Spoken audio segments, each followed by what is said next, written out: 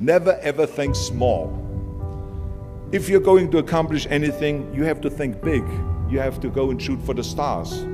The biggest challenge most people have is because they think small. And the reason why people think small and why they choose small little goals is because they're afraid to fail. They know that if you shoot for a big goal, then the chances of failing are very high. And they're afraid of failing. It's one of the most common things why people are frozen and why they can't make a move in life, because they're scared of failing. I say to myself, hey, I'm not worried about failing because that's part of life. You're not gonna go and win everything. And how far can you fall? Look at this is the ground. That's as far as I can fall. And you know something? That the only time you really consider the failure is if you fall and you don't get up. But if you get up, you never consider the failure.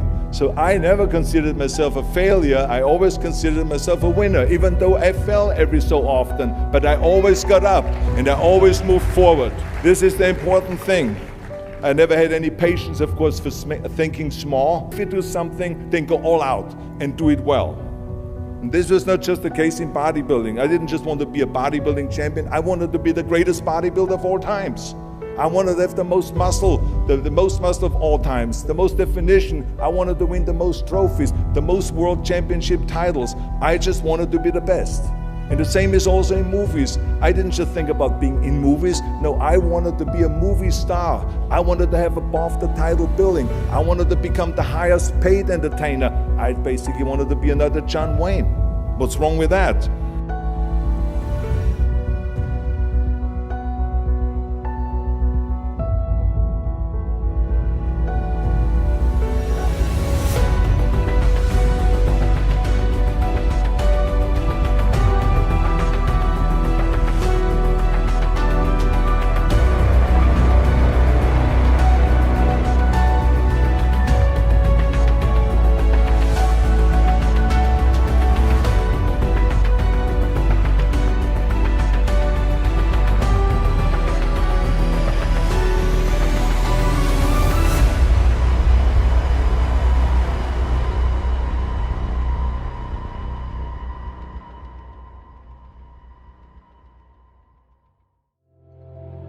Wherever I go, people ask me all the time, what is the secret to success?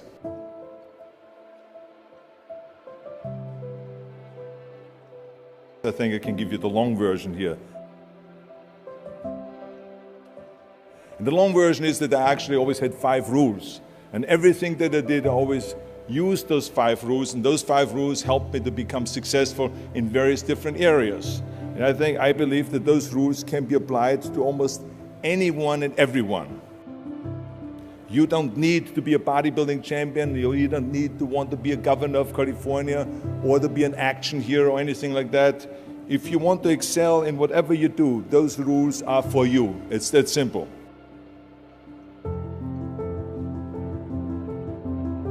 I think that we all here like to be successful and we are driven. So that's why those rules apply to you. So my first rule is find your vision and follow it. You see, I think it's the most important thing that we have a very clear vision of where we go. A goal, where do we go? Because you can have the best ship in the world. You can have the best cruise liner, but if the captain does not know where to go, that ship will drift around the world and out there at sea and will never end up anywhere. And this is exactly the way it is in real life.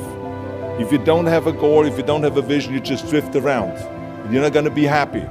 This is why it is so important to have that vision. Now, I created that vision in Austria because I grew up after the Second World War. The problem was that everyone was so depressed because they lost the war, that there was alcoholism everywhere.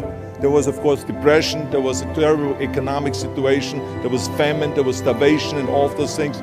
And also it was kind of a little place and narrow. I felt I wanted to get out of there. I wanted to escape. And I couldn't see myself really to work there and to stay there, to work in a factory or to work on a farm, or to even to follow my father's footsteps and to become a police officer. I couldn't see that either. As a matter of fact, that's what my parents wanted me to do. But that's not what I saw. This was the vision of my parents, but not mine. And luckily, one day in school, I watched a documentary about America. And I found myself, I knew exactly that is where I wanted to end up. I wanted to be in America. Everything that I saw in the documentary, I just loved. Everything was so big. I remember the tall skyscrapers, the monstrous bridges, the giant freeways filled with beautiful cars, the huge jetliners, movie stars, Muscle Beach, and all of those things. I could not wait to get there. The question was just, how do I get there? How do I get to America? I mean, this was not a common thing to do way back in the 50s. No one had the money to travel or anything. But one day I was fortunate enough to see a magazine. And that magazine showed me the path to America. And it was a bodybuilding magazine. And on the cover was this very muscular guy that was standing there like Hercules with a Hercules outfit. His name was Reg Park. This Reg Park was on that cover, and I remember the cover said, Mr. Universe becomes Hercules star.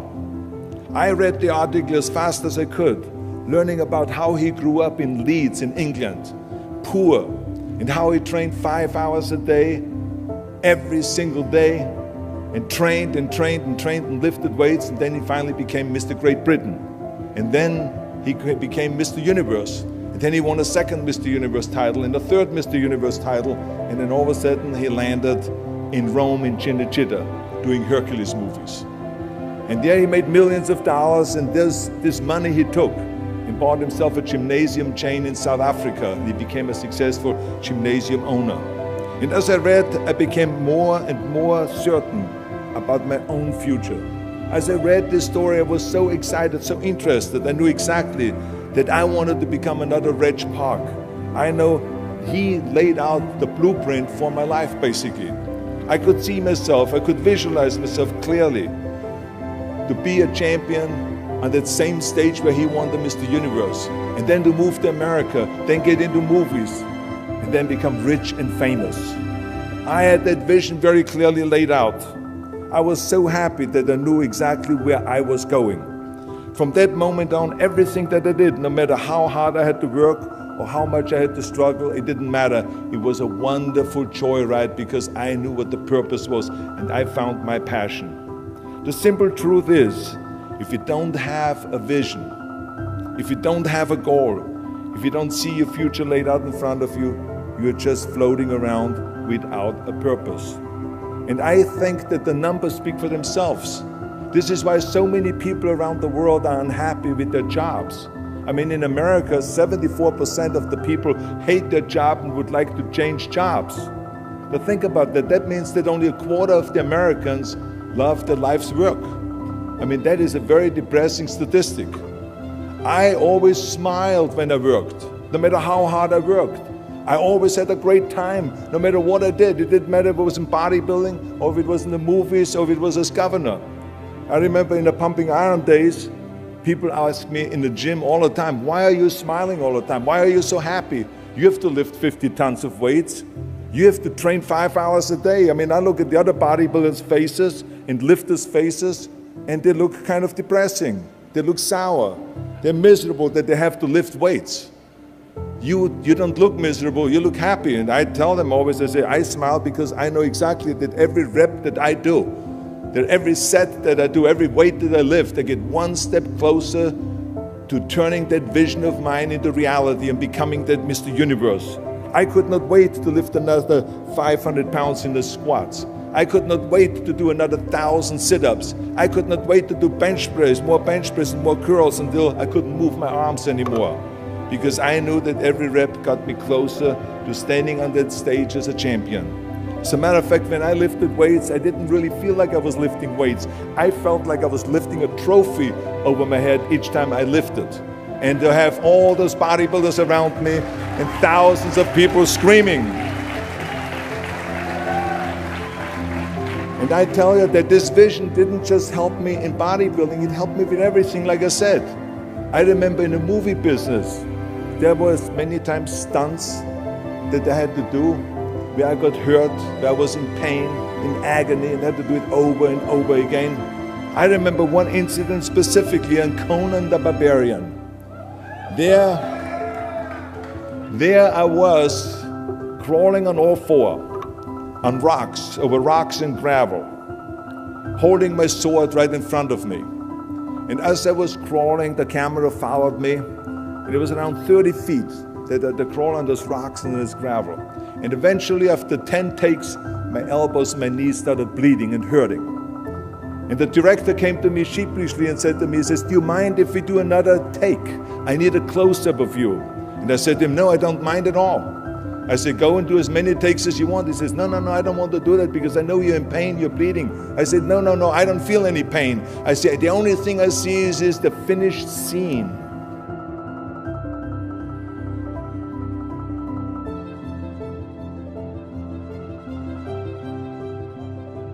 This is why I did not feel that pain. I did not care if I was bleeding on my knees because I know that pain is temporary, but the film is permanent.